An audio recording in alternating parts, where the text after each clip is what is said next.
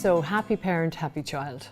I suppose here I'm going to maybe tell a little bit of my own story, because in many ways I've ended up doing what I do, which is a parent and relationship mentor, I suppose as a result of always wanting to be a good parent, and yet recognizing that although I was doing my best, I felt I could do better.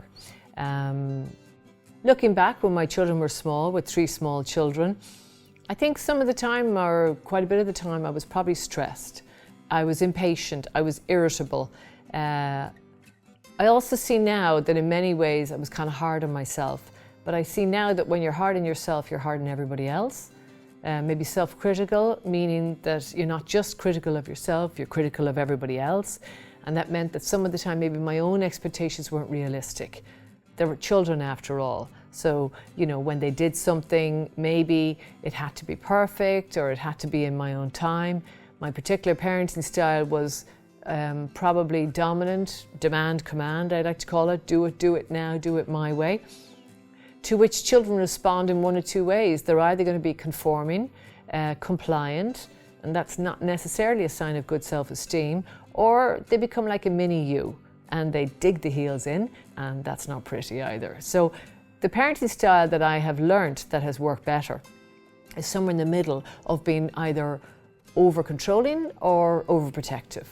And it's really one where the number one thing is relationship. So in many ways, I suppose what I have found is that I've learnt from mistakes that I've made. And what I focus on now is that the most important thing is my relationship, or having a good relationship with each of my children. And the more that I work on my relationship, it means that everything else is secondary to that, and yet everything gets done. But it gets done just without the conflict. It gets done through dialogue. It gets done with better communication. And it happens because I've probably got better at listening, and maybe somebody isn't happy with something I've said or I've done, and I'm open to hearing that. So the house would probably be more democratic in many ways than it used to be. And where I used to demand or command, and now I make a request. And I find that the more that in the past where I would have maybe, let's say respect, I would have demanded respect. Now I try to demonstrate it. And when you demonstrate respect, children automatically will mirror it back to you. Automatically will mirror it back to you.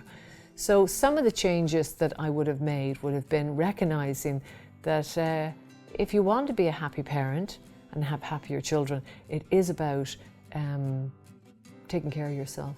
It is about minding yourself, and it is about looking at all the things that you have to do and recognizing and saying, somewhere in that I have to take care of me. So maybe I need to say no, maybe I need to get some help, maybe I need to get some support. And the reasons that maybe I didn't do that was through a lack of deservedness. And it is for many of us. And it's to change those messages, you know, and to say, but I work hard and I do need a bit of help. And I do need to accept that bit of support that's offered. And it's when I do it, ironically, then I go on and I support the child, or I help the child. And it's through reducing my expectations of myself, ironically, that then my expectations of my children become realistic. That suddenly the clean counter is not more important than the child. The child is more important, and the counter gets done. Not always, but most of the time. But in other words, what I'm saying is I take the focus off the child's behaviour and I put my focus instead on building a good relationship with my child. And the best way to do that is through time. I meet parents on a one-to-one, I do talks and I do courses in and out of companies, and what I find is that children need time, and we're time poor. But that is their deepest need, and if you spend time with a child, you automatically impact on their sense of self, their self-worth and their self-esteem. You only have to think yourself, if your parent had chosen to spend a lot of time with you in a one-to-one, how would it have made you feel?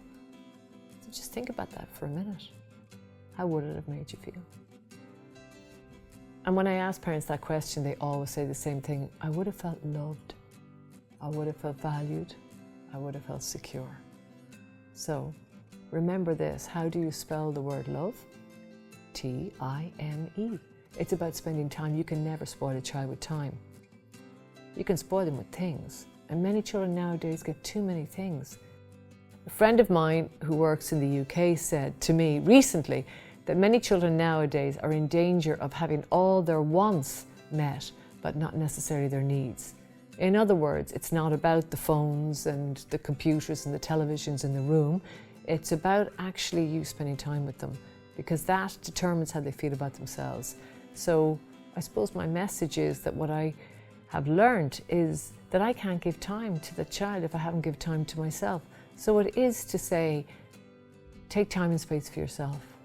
You know, the time is always there. There are 24 hours in the day. And how come you don't think that you deserve any of it? So carve out some time for yourself.